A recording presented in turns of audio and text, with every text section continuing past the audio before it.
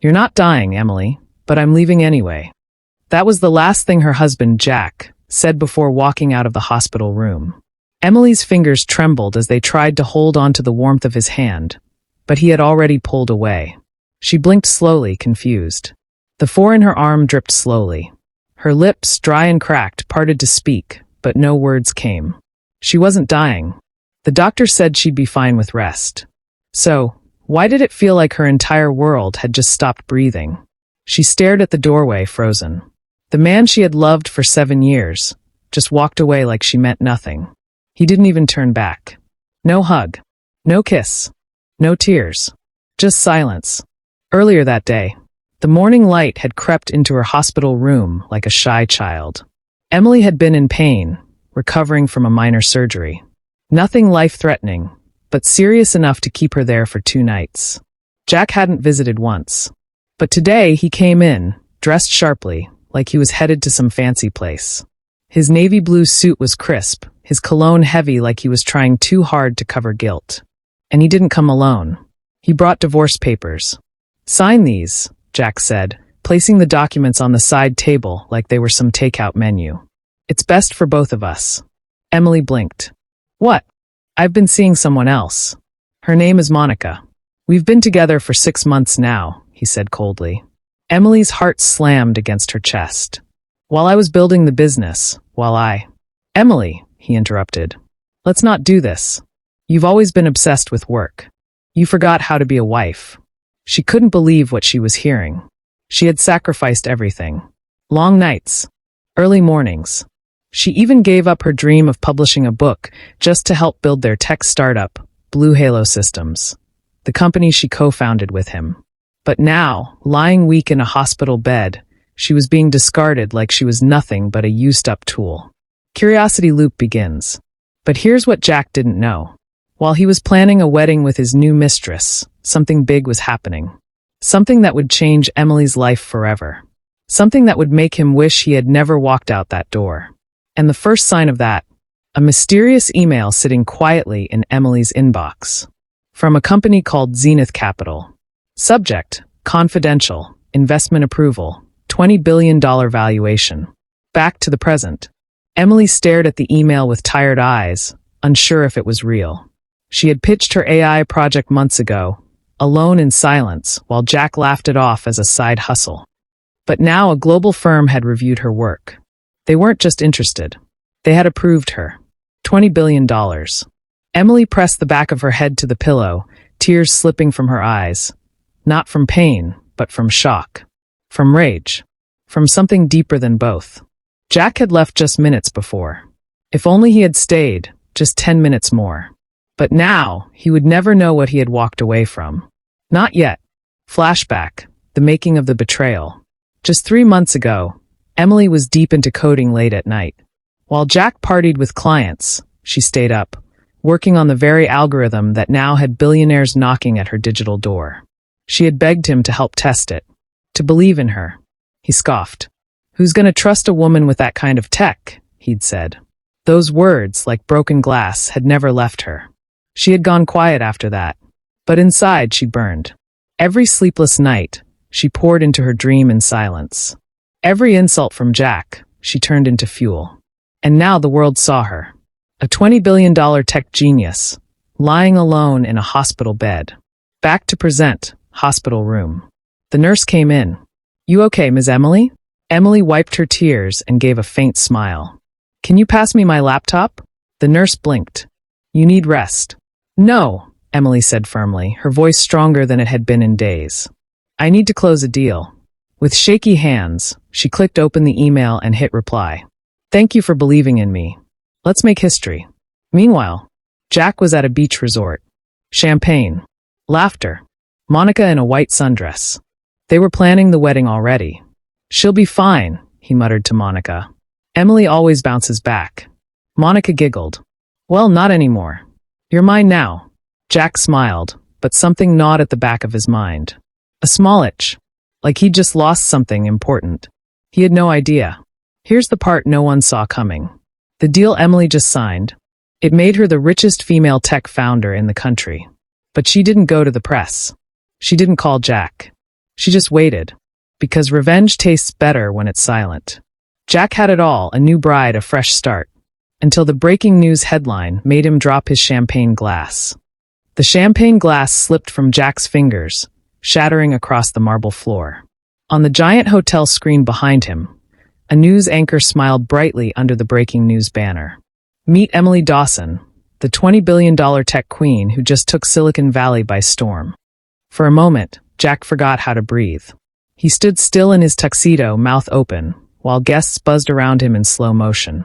Monica, dressed in a tight white wedding gown, turned to look at the screen, then at him.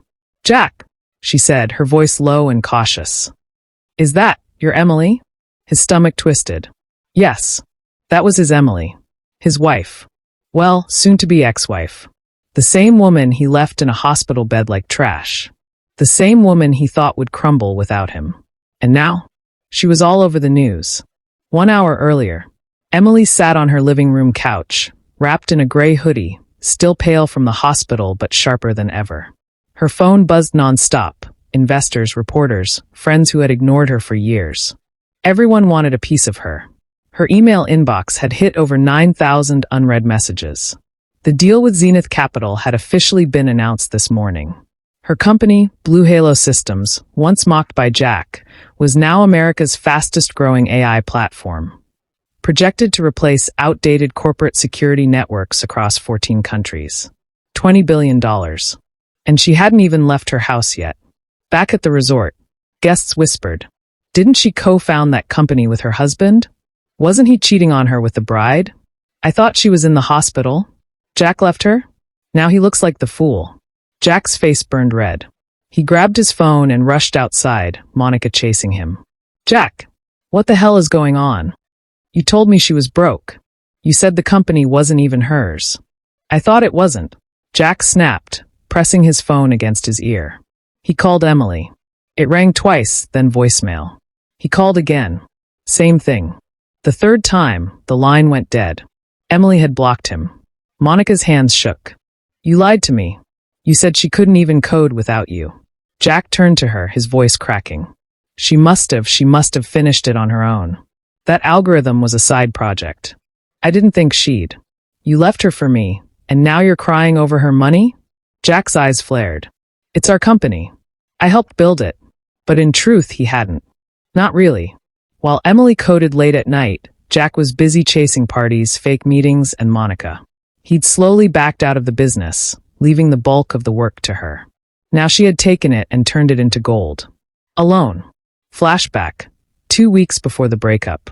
Jack and Monica sat in a rooftop bar, laughing over cocktails. "She's too quiet," Monica said. "Always working." "She's like a robot," Jack replied. "She doesn't even notice I'm gone half the time. So why not just leave?" "I will," Jack smirked. "Soon. After I make sure she signs over her half of the business. I can't have her holding on to my company." They clinked glasses. That was the plan. Break her, leave her, and steal the future. But the joke was now on him. Back to present, Emily's apartment. Emily sipped herbal tea and watched the news in silence. Her best friend, Lana, sat beside her, jaw on the floor. "Girl, the entire internet is talking about you. This guy," she waved at the TV, "thought he could just drop you and upgrade." Emily smiled, a calm, tired smile. "I'm not mad," she said softly. "I'm grateful." Lana blinked. "Grateful? He freed me," Emily whispered. "He thought I needed him. But the moment he left, I realized. I was the one carrying both of us." Lana grinned wide. "And now you're $20 billion richer. Should we pop champagne?" Emily chuckled. "Not yet." Meanwhile, Jack tries to spin the narrative. Jack stormed into the press room his PR team had rented for the wedding announcement. "Get ahead of this," he barked. "Put out a statement. Say we support her. Say it was my idea to push her work. Make me look involved." One of the interns whispered, "Sir, there's a video." Jack froze. "What video?" They showed him. Emily, standing in a sleek white jumpsuit, recorded at home. To every woman who was told to sit down, stay quiet, or let the men lead. Don't wait for someone to believe in you. Build quietly. Win loudly. The crowd had cheered when it went live. Millions of views in hours.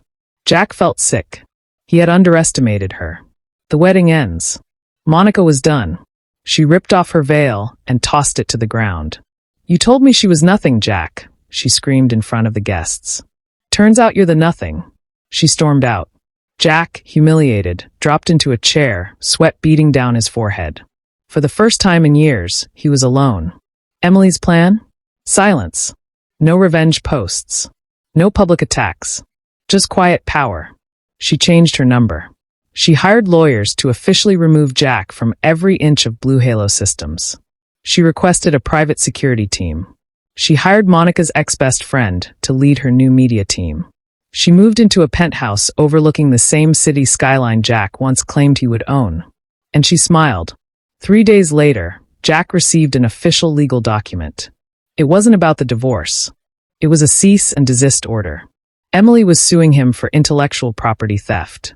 Turns out, she had recorded their conversations. All the ones where he admitted to trying to steal her idea. All the ones where he laughed at her. And now, she had the money, the proof, and all the power. The courtroom queen. Jack thought he was just being petty. But when the judge heard Emily speak, the courtroom fell silent. And what she said next left everyone in tears. "Your Honor," Emily said, standing in the center of the courtroom, her voice calm but sharp. "I didn't come here for revenge. I came here for truth." The courtroom fell silent. Even Jack stopped fidgeting in his chair. He had shown up with confidence, thinking this would be a quick hearing. But Emily, she didn't come to play. She walked into the courtroom like a storm in heels. Hair slicked back. Black power suit. No jewelry. No makeup. Just pure, quiet strength. No one saw the trembling hands she had hidden in her pockets, or the lump in her throat. But she swallowed it all. She had cried in silence for too long. Now she would speak. 2 weeks earlier, a strategy built in shadows.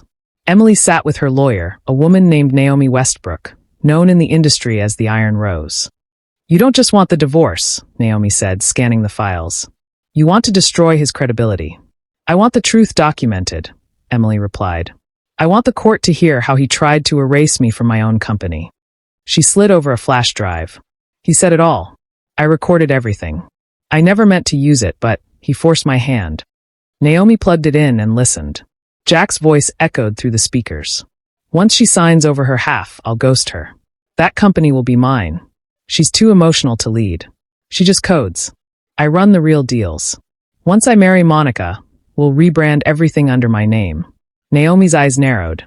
"You sure you want to go public with this? It'll get messy." Emily nodded. "I built everything in silence. It's time they hear me now." Back to present courtroom, downtown LA. The courtroom was packed. Media crews lined the halls. Social media had turned this into a public drama. Jack tried to look confident. His suit was tailored. He sat beside a high-end lawyer who whispered constantly in his ear. But the public already had their minds made up. Jack was the cheater. Emily was the survivor. Still, Emily didn't want pity. She wanted truth. Opening statements. Naomi stood first. "This is not a case of divorce. This is a case of betrayal, intellectual theft, and emotional manipulation. My client, Mrs. Emily Dawson, co-founded Blue Halo Systems. She developed its core technology, secured its patents, and filed its legal paperwork. And while she was recovering from surgery, her husband, this man," she pointed at Jack, tried to erase her. Not just from their marriage, but from the history of her own company. Gasps echoed. Jack's lawyer tried to clean it up. "My client acted within his rights. The company was a shared venture, and decisions were made together." Emily didn't even flinch. She knew what was coming next. The recordings. Naomi pressed play. Jack's voice filled the room. "She's weak. She'll never fight me. She thinks I still love her." The judge's eyes narrowed. "Let her think I'm visiting her in the hospital because I care. Once the deal closes, I'm out." Jack's lawyer shot up. "Objection. Context." The judge raised a hand. "Sit down. Let it play. The final clip. All that code? I'll just say I wrote it. No one will believe a girl did all that alone." Silence. Emily stood still, face unreadable. She didn't want tears. She wanted every word to burn. Jack crumbles. He stood up. "Okay, yes. I said those things. But people say things when they're angry. She never respected me. She shut me out." His voice cracked. "She never made me feel like a man." Emily turned to him, eyes calm. You don't build a company to make a man feel whole. You build it because you believe in something. The judge banged the gavel. Order. Emily's statement. She stepped forward. I loved him. I gave him my youth. I gave him my ideas. My time. My loyalty. I cooked, cleaned, coded, pitched investors, and smiled through all the disrespect. And the moment I got sick, he left me. Not because I failed him, but because I no longer made him feel powerful. She looked around the courtroom. To every woman who's ever been told she's too emotional, or too smart, or too much, you are not too much. You were just too strong for weak men. The crowd in the courtroom erupted. The judge had to bang the gavel 3 times to calm everyone down. Verdict. The judge looked over the case documents. In light of the audio evidence and business filings, this court recognizes Emily Dawson as the sole legal founder and owner of Blue Halo Systems. All claims of co-ownership by Jack Dawson are hereby dismissed. Furthermore, a restraining order will be filed, and any attempts to use Emily's name, technology, or intellectual property will result in criminal charges. Jack sat down. Defeated. Humiliated. Alone. Emily walks out victorious. Outside the courthouse, the cameras flashed like lightning. But Emily didn't stop to speak. She held her chin high and walked through the crowd like a ghost through fog. She wasn't interested in being a celebrity. She was interested in being free. Lana rushed up, hugging her. You did it. You really did it. Emily smiled for the first time in weeks. I didn't do it for revenge, she whispered. I did it so I'd never have to explain my worth again. Twist ending, Monica returns. Later that night, Jack sat alone in a dark hotel room. His phone buzzed. A message from Monica. Monica, you ruined both our lives. Don't ever contact me again. Attached was a photo of her and a new man. Jack tossed the phone across the room. And in the silence, he realized Emily was never the weak one. He was. Emily is invited to speak at the Global Tech Summit. But on stage, she reveals something that shocks the entire world and changes the game for every woman watching. Ladies and gentlemen, please welcome to the stage, the tech visionary of the decade, Ms. Emily Dawson. The lights were blinding. The applause rolled through the Global Tech Summit auditorium like thunder. Thousands of tech leaders, entrepreneurs, press, and students from all over the world rose to their feet. But Emily? She didn't smile. Not yet. She stepped up to the podium, holding no script, no notes, no slides, just a calm, focused fire in her eyes. Her black suit was sharp, her heels clicked like war drums, and her silence spoke louder than the cheers. This wasn't just a speech. This was warrior truth. Earlier that morning, hotel balcony, Manhattan. Lana poured Emily a glass of juice. The city buzzed below them like a beehive. You nervous? Lana asked. Emily stared out over the skyline, deep in thought. Not really, she said. I'm done being small. You never were small, Lana said. He just made you feel small. Emily nodded slowly. I'm not going up there to talk about numbers. I want to talk about what it costs a woman to be powerful. Lana raised her glass. To making noise. Emily smiled. To no longer apologizing. Flashback. 5 years ago, the coffee shop pitch. Emily sat across from a group of venture capitalists, all middle-aged men in suits. She was explaining her idea, a predictive AI tool that could detect cybersecurity threats before they happened. She called it Aegis. They sipped their coffee, interrupted her, questioned her every word. But how will you handle the back-end infrastructure? Are you sure you understand large-scale data models? Have you considered bringing in a male co-founder to help pitch this? She left that meeting crushed, but not broken. That night, she stayed up until 4 a.m. rewriting her entire pitch deck. She didn't need their approval. She just needed time. Back to present, Global Tech Summit stage. Emily took a deep breath and began. I stand before you not just as a tech founder, not just as a woman who survived betrayal and disrespect. I stand before you as proof. The crowd leaned in. Proof that you don't have to scream to be powerful, that you don't have to destroy others to rise, that you can build your empire while the world calls you crazy, emotional, or too much. People clapped softly. I was told to tone it down, to let my husband lead, to let men explain my own ideas to me. And when I didn't obey, I was left. She paused. On a hospital bed. Now the applause grew louder. I didn't respond with revenge. I responded with results. The reveal, a new venture. Emily clicked a button. A screen behind her lit up. Introducing the Athena Fund. A $500 million initiative to fund women-led tech startups, especially those ignored, overlooked, or underfunded. The entire room exploded with applause. Emily's voice remained steady. Too many women sit on billion-dollar ideas, but are never heard because they don't look the part or sound confident enough. The Athena Fund will back them. Not just with money, but with mentorship, security, legal protection, and platform access. She looked straight into the cameras. To every woman who's ever been left behind, I see you. I was you. And now, I'm building the table we were once denied a seat at. Audience reaction. Tears flowed. Young women stood up, hands over their hearts. Older women nodded with pride. Twitter exploded. One tweet went viral. She didn't burn bridges. She built new ones, and then bought the land they stood on. Meanwhile, Jack watches alone. In a dusty motel outside LA, Jack watched the live stream on a cracked tablet. His eyes were bloodshot.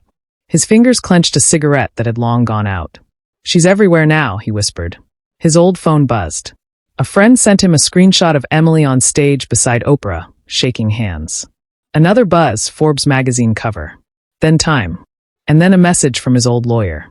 "She's buying out the investors you used to pitch. Your name is being removed from everything. You're invisible, Jack." He threw the tablet against the wall. But it was too late.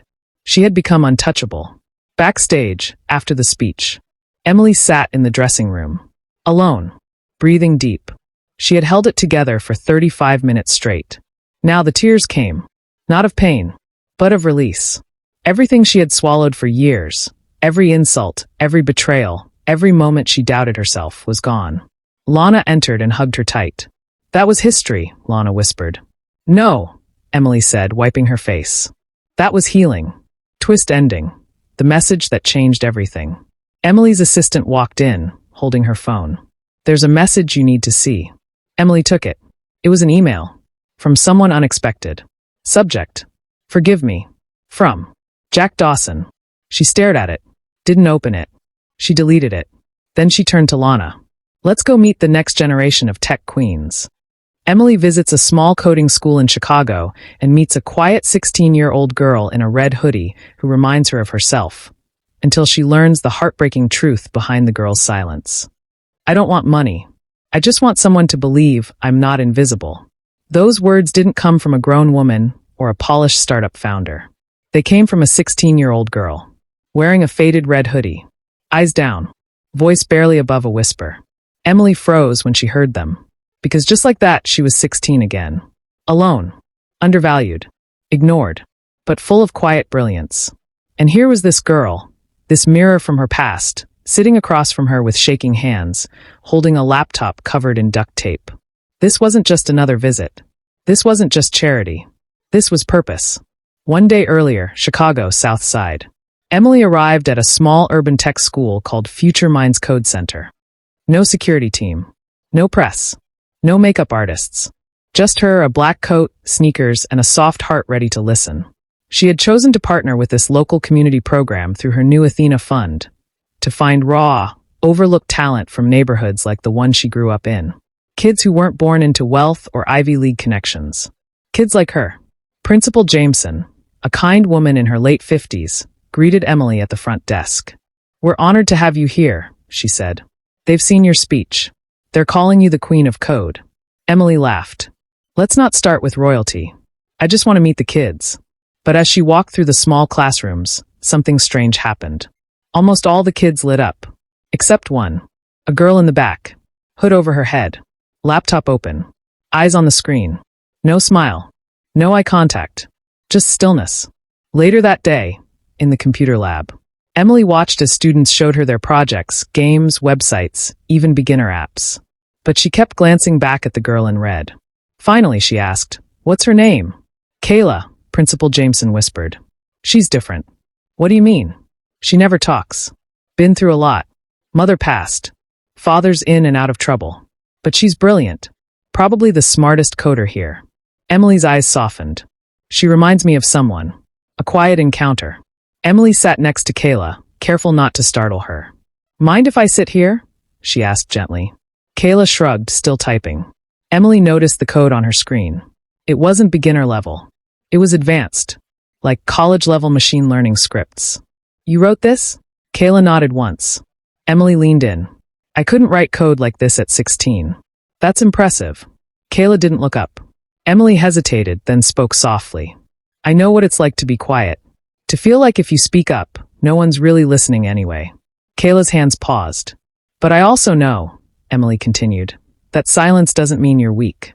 Sometimes it's the loudest kind of strength. Kayla turned her head slowly, eyes guarded. Then she asked the question that broke Emily's heart. Did they tell you that you weren't good enough too? Flashback, Emily at 16. She sat on the cold floor of her childhood bedroom, working on a basic computer her uncle gave her from a scrapyard. Her stepfather banged on the door. Stop wasting time on that junk. Go do something useful. Who's gonna hire a girl like you to build robots? Her mom never spoke up. Emily stayed silent. She just kept typing. Back to present, the connection. Emily placed her hand gently on Kayla's shoulder. They said I wouldn't make it. That I was too quiet. Too soft. Too female. Too poor. Too everything. Kayla looked up, her eyes misty. So what did you do? She asked. Emily smiled. I built the very thing they said I couldn't. The big offer. After touring the center, Emily pulled Principal Jameson aside. I want to fund Kayla's full education. Tech school. Mentorship. Everything. Jameson's eyes widened. That's incredible. But Kayla's hard to reach. She doesn't let people in. She doesn't have to, Emily said. She just has to know she's seen. Before leaving, Emily found Kayla again. She handed her a plain white envelope. This is for you. Open it when you're ready. Kayla stared at it. Emily bent down, leveled with her. No one's ever handed me power. I had to dig through dirt to find it. But I'm giving this to you because you're worth it. No matter what anyone told you. Kayla's lip trembled. And for the first time she whispered, thank you. Later that night, Emily's hotel. Emily sat on the edge of the bed, thinking about Kayla. She remembered her own journey, the pain, the silence, the fight. And she realized something. The billion-dollar deal had changed her bank account. But Kayla? Kayla reminded her why she started in the first place. It wasn't about being on magazine covers. It was about handing the next girl a flashlight in the dark. Twist ending, a new email. The next morning, Emily received an email from a private server. Subject: urgent. A hidden truth about your former husband. Attached: a PDF labeled confession letter. An audio file titled Voice Recording from Monica. Emily's heart dropped. She opened the file. And as Monica's voice filled the room, revealing something Jack never told anyone, Emily's jaw tightened. He never left you for me, Emily. That's what he told you. But the truth? He was planning to sabotage your algorithm and sell it behind your back. Emily thought the betrayal ended with the divorce. But the confession reveals a deeper, darker setup. One that could cost her everything if she doesn't act fast. Emily, you were never supposed to win. Monica's voice crackled through the audio file. Jack planned it all. He never loved me. I was just a pawn. His goal was to steal your algorithm and sell it before you found out. Emily sat frozen at the edge of her hotel bed.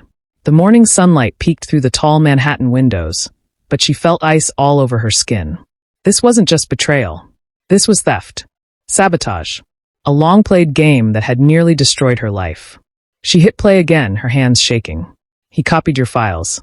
He was working with someone inside Blue Halo. They had investors lined up, private ones. Dirty money. I didn't know the full plan until it was too late.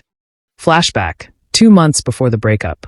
Jack sat in a sleek, underground cigar lounge in Miami with a man named Victor Grayson, a shadowy private investor known for risky tech flips. She's almost done with the code, Jack said. The system works. I just need to find a way to claim ownership. Victor sipped his drink. You want my money, you bring me the source files. The full algorithm. No proof of her name. Clean break. You get 10%. No more. 10. Jack scoffed. Victor leaned in. You don't even know how it works. Be lucky I'm offering anything. Jack smirked. I'll get it. She trusts me. Back to present, Emily's hotel room. Emily's stomach turned. Everything made sense now. The strange bugs in her system. The back-end files that randomly corrupted before her hospital stay. The investors Jack met without her. The sudden divorce. He wasn't just leaving her. He was trying to erase her. And if Monica hadn't sent that message, she may have never known. Lana storms in. Lana burst through the door, phone in hand. You need to see this. She tossed her phone to Emily. It was a news article. Breaking. Anonymous leaks claim Blue Halo algorithm was originally stolen. Investigation ongoing. Emily's blood ran cold. The article included screenshots, fake timestamps, and supposed proof that Jack had built the Aegis algorithm first. It was a lie, but to the public, it looked real. She scrolled down and saw the worst part. Sources suggest Emily Dawson may have illegally taken proprietary code during her hospital stay, using insider access after being removed from the company board. A blatant smear campaign. Lana's voice trembled. They're trying to flip the story on you. He's not done. Emily took a deep breath. Call Naomi. Now. The battle room, Naomi's office, downtown LA. Emily sat with Naomi, Lana, and a cybersecurity expert named Reza, a brilliant Persian-American analyst who once worked with the NSA. They're using a mirrored clone of your code, Reza said. But it's been altered just enough to create doubt. Naomi frowned. They're not trying to win in court. They're trying to kill you in public. If they can make the world question your integrity, investors back out. Athena fund crashes. Blue Halo tanks. Emily clenched her fists. Let's go on the offensive. Reza smiled. I thought you'd never say that. The plan. 1. Trace the leak. Find out who inside Blue Halo helped Jack. 2. Recover metadata. Time-stamped edits proving Emily's authorship. 3. Expose the buyers. If Jack already started private negotiations, tracking those emails would be key. 4. Go public, but carefully. Emily wouldn't scream into the chaos. She'd control the narrative her way. That night, Jack's secret meeting. Jack sat in a hotel room in Houston, across from a masked investor linked to Victor Grayson. Emily's story is falling apart, he said, pouring whiskey. We push this just a little more, and she'll look like a fraud. The man across from him didn't speak. Jack smirked. She was never built for this world. I just gave the world what it wanted, a strong man behind the machine. He laughed to himself. But just outside the hotel, a woman in a hoodie waited quietly in a black car. Emily. Reza sat beside her, laptop on his knees. We traced the IP address. The files leaked to that investor came from this hotel's secure Wi-Fi. Emily's eyes burned with rage. It's time. The reveal, live interview with Diane Brooks. 2 days later, Emily appeared on a live televised interview with famed journalist Diane Brooks. Dressed in simple white, her voice calm but firm, Emily dropped the bomb. There are people trying to rewrite history. But here's the truth. I built the Aegis algorithm. I coded it, documented it, secured it, alone. And I have proof. She pulled out a flash drive. This contains the time logs, backups, and private commits made under my encrypted credentials, with biometric signatures, dating back to before Blue Halo was even registered as a business. Diane raised an eyebrow. Are you saying someone stole your work? Emily stared straight at the camera. Not someone. My ex-husband. Gasps echoed across the studio. He didn't just betray me. He tried to erase me. And now I'm pressing charges. The internet explodes. Hashtags flooded. Hashtag justice for Emily. Hashtag she built it. Hashtag code queen. Journalists uncovered shady investor ties, Monica's testimony, and even Jack's backdated documents. Every lie crumbled. 2 weeks later, Jack stepped out of his Range Rover near his apartment, only to be met by flashing lights. FBI agents. We have a warrant for your arrest. You're being charged with intellectual property theft, corporate sabotage, and attempted fraud. Jack's jaw dropped. You can't prove. We don't have to, the agent said. She already did. Handcuffed. Defeated. Dragged away as cameras rolled. Twist ending, a letter to Kayla. That night, Emily wrote a letter. Dear Kayla, the world will try to mute your voice, to twist your truth. But no matter how hard they try, they can't steal your mind. Or your light. I almost let mine go. But I fought back. And so will you. Build quietly. But never forget who you are. Emily. Emily steps back into the tech world stronger than ever. And this time, she's not building alone. But when a powerful enemy from her past resurfaces, she must decide whether to walk away or rise again.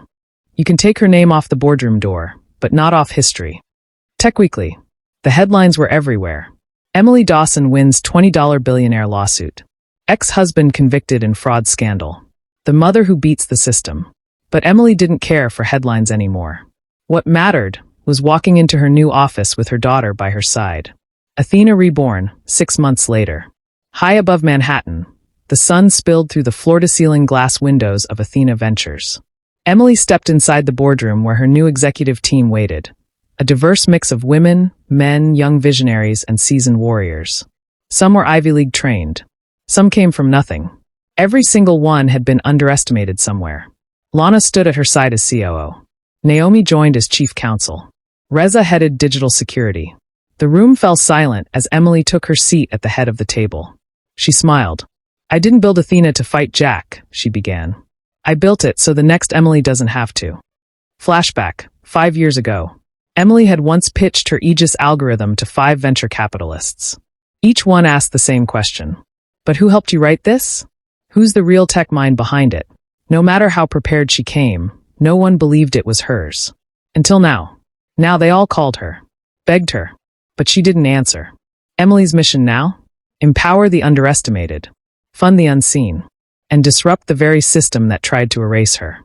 Meanwhile, in a dark office across town, Victor Grayson, the same man who backed Jack in the original theft, threw his cigar against the wall. He watched Emily's press conference with venom in his eyes. "She's more dangerous now," he said to his assistant. "Too clean. Too powerful." His assistant nodded. "What do you want to do?" Victor's voice was calm and icy. "Find her weakness. Everyone has one." Back to Emily, later that night. Kayla had fallen asleep on the couch in Emily's penthouse, cuddled up with her tablet. Emily sat quietly, looking through her childhood photos, her late mother, her small beginnings, her first college coding class. She had gone from a hospital bed to the throne of an empire. But peace? Peace was harder to earn than victory. She heard a ping on her phone. Unknown number. "You think it's over? You only won round 1. He was just the beginning." Attached was a photo. It was her old research notes. Pages only stored in her offline journal. Now stolen. Her breath caught. How? She scanned the metadata and location tag. Grayson. The name she had buried. The one she hoped was gone. He wasn't. Emily calls an emergency meeting. "Someone's trying to revive the stolen tech under a different name," Reza said, analyzing encrypted code fragments sent from a whistleblower. "Project Echo," Lana added. "It's using skeletons of your algorithm, but masked inside humanitarian tech." Naomi frowned. "He's laundering code through nonprofits." "That's Grayson's playbook." Emily stood, heart pounding. "Then we burn his playbook." The strategy. 1. Public transparency campaign. Share how tech gets stolen. Humanize the victims. Name the thieves. 2. Launch Athena Grants. $100 million fund to support women and minority developers globally. 3. Leak Grayson's real identity. Use public data, pressure from tech communities, and shadow allies to bring him into the light. 4. Final move. Create the true next-gen Aegis 2.0. With full public blockchain tracking, AI defense systems, and Emily's full team. Meanwhile, a secret deal underway.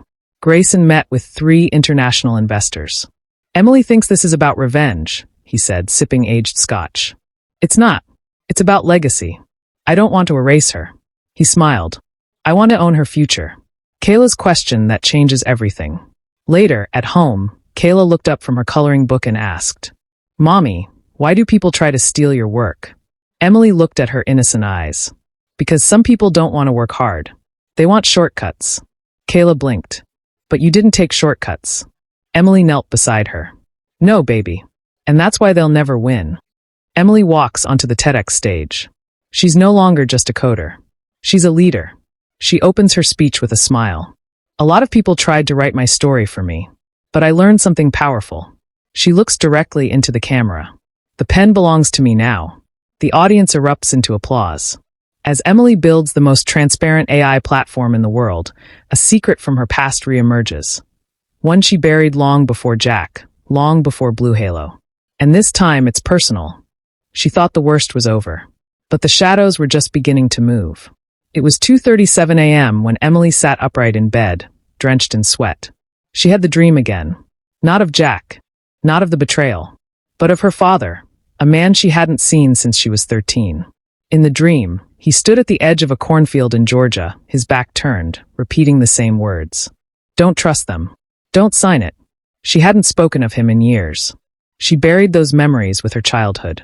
But that name would surface again, and soon it would rip the floor from under her. Same morning, Athena Ventures. Lana stormed into Emily's office, tablet in hand. "You need to see this," she said. The screen showed an encrypted article from a deep web tech forum. Echo is back. Built off the Ghost Code of Aegis. Sponsored by an unknown U.S. backer with military ties. Emily narrowed her eyes. "Who's the U.S. backer?" Lana hesitated. "That's the problem. It's listed under the initials RD registered in Georgia. Government black contracts. No clear trail." Emily froze. RD. Richard Dawson. Her father. Flashback, Emily's childhood. Richard was a brilliant military software architect, paranoid, brilliant, and controlling. He raised Emily on quantum equations and encryption codes. She built her first AI puzzle at age 10. But then he vanished. Left her and her mother behind. No goodbye. Just disappeared. The last thing he ever said. "You're not safe here, Emily. They'll use you like they used me."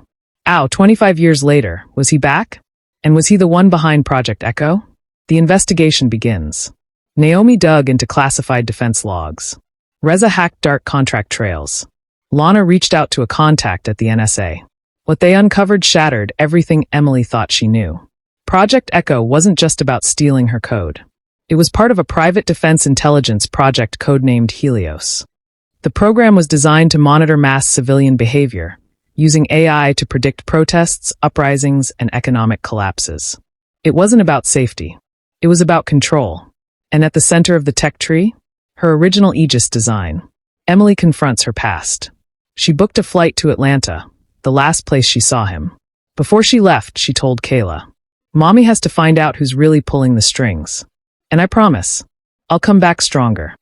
Kayla nodded with her tiny pinky raised. "Pinky promise?" Emily smiled. Locked pinkies. Pinky promise. Atlanta, an old cabin in the woods.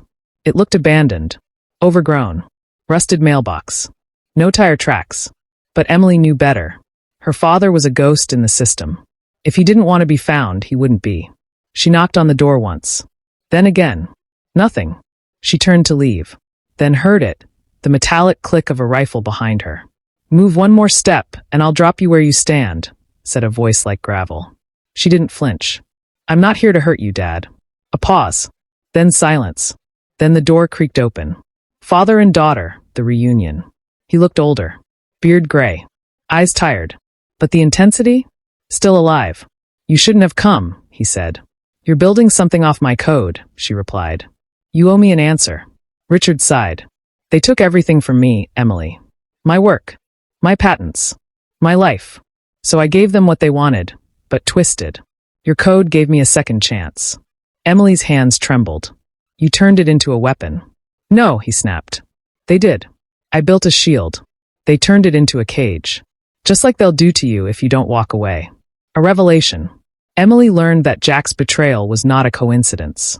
Her father's old rival in government contracting, Victor Grayson, had intentionally positioned Jack to lure Emily, gain access to her mind, and steal her design.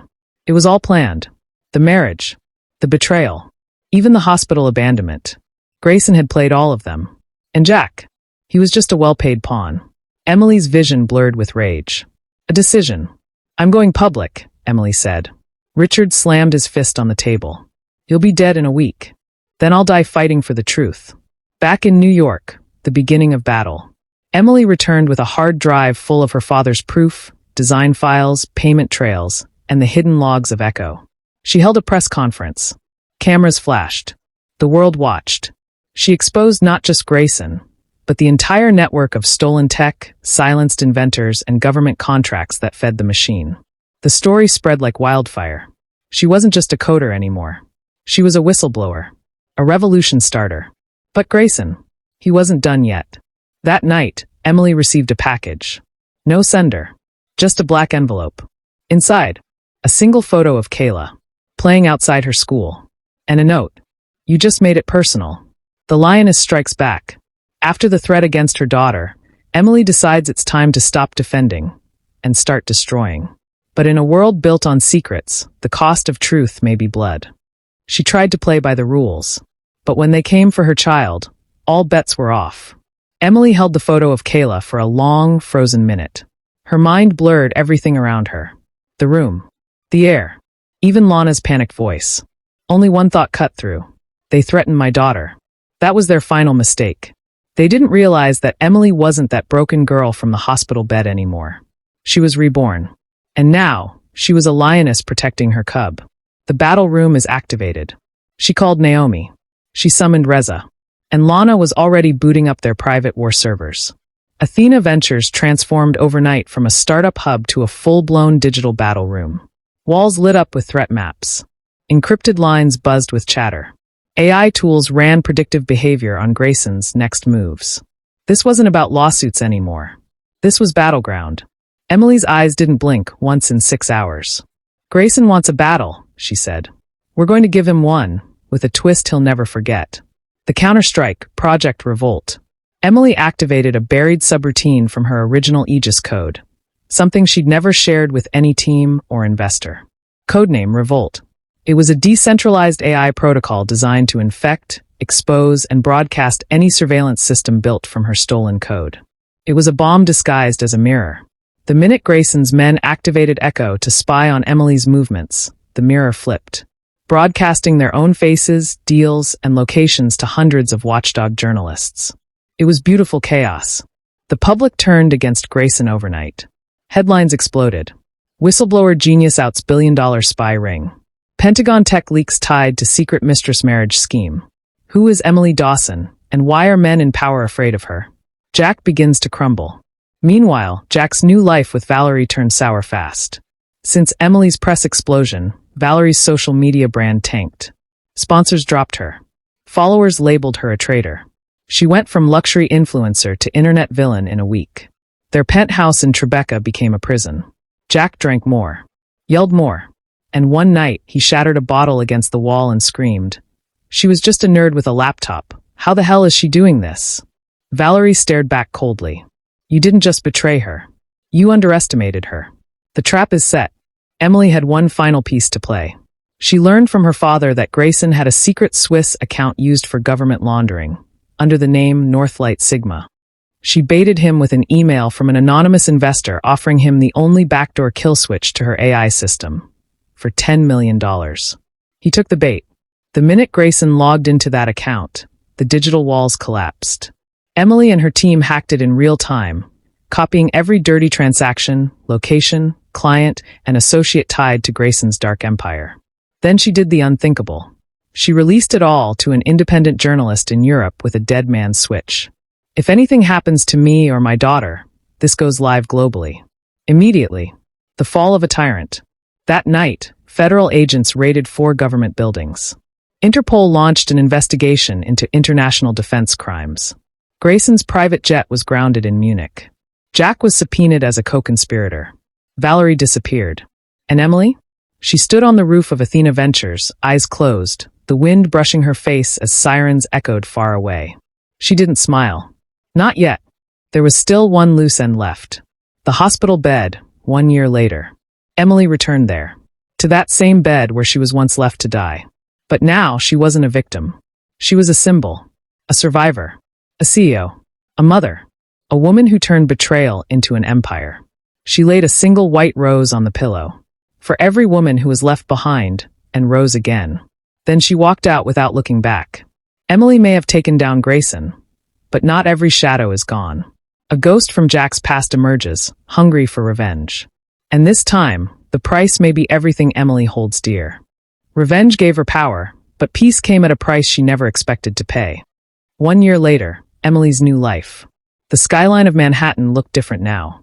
Not because the buildings changed, but because Emily had. She stood tall on the 55th floor of her new glass-walled office, watching the city pulse with life. Athena Ventures had grown into a global name. Her AI tech now powered disaster response, child rescue systems, and even environmental cleanup. People no longer whispered her name with pity. They respected it. She had money, power, peace, and most importantly, she had Kayla. But peace never lasts long for a woman who survived fire. It started with a package. No return address. Just a small black box. Inside, a necklace Emily hadn't seen in years. It belonged to her late mother, stolen during a home break-in when Emily was 17. Tucked beneath it was a torn piece of paper. We all have ghosts, Emily. Yours just came home. At first, she thought it was Jack. But Jack was already paying for his sins, rotting away in a federal holding cell, awaiting trial alongside Grayson. This was someone else. The return of a past nobody knew about. Naomi ran the prints. They didn't match Jack. Or Valerie. Or Grayson's team. They matched a name buried deep in a sealed juvenile file. Derek Cole. Emily's ex-boyfriend from high school. The first boy she ever loved. The first person who ever betrayed her. And the reason she left her hometown. Back then, he didn't just steal from her family. He set her father up for a crime he didn't commit, pushing the man into an early grave. Derek had vanished after that. Until now. The final confrontation. Emily followed the clues. A burner phone. An old subway pass. A GPS ping from a warehouse in the Bronx. She left Kayla with Lana that night. Gave her a kiss on the forehead and whispered, "I'll always come back for you." Inside the warehouse, it was dark. Cold. But she wasn't scared. She'd faced boardrooms full of billionaires. Men who tried to erase her. Lovers who left her to die. Derek was just another shadow. He stepped from the dark, older now. Scarred. But his smile was still twisted. "I see you made it out of the dirt, Emily." She didn't flinch. "You gave me the shovel." Truth unleashed. Derek had been following her rise for years. He saw Jack's betrayal. He watched Emily's comeback. And now he wanted in. "I have dirt on Grayson. Things you missed. Sell it with me. Or I'll sell it against you." Emily stared him down, heart calm as steel. "You don't understand. I'm not afraid of secrets anymore." Then she slid a flash drive across the table. "Inside is every crime Jack, Grayson, and you ever committed. It's already backed up on 7 servers. If I disappear, it goes to the press. To the FBI. To every victim you left behind." Derek laughed. "You've changed." Emily stepped closer, her voice low and lethal.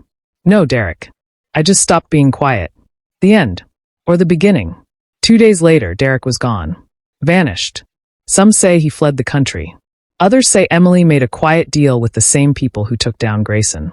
Nobody really knows. But one thing was clear. Emily had made her point. Not with violence. Not with revenge. But with power. Patience. And proof that the smartest person in the room doesn't need to yell.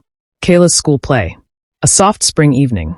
Emily sat in the front row of the auditorium, her heart full as Kayla stood on stage, beaming. The curtain closed. Applause rose like thunder. Kayla ran to her. "Did you see me, Mama?" Emily pulled her close. "Baby, the whole world saw you." And finally, Emily smiled. Not because she'd won, but because she survived. Because in a world that tried to erase her, she became unforgettable. The end. Moral of the story. Never measure a woman's strength by how she cries, but by how she rises after betrayal. She may have been left on a hospital bed, broken and forgotten, but she left the world standing tall, with her name written in power.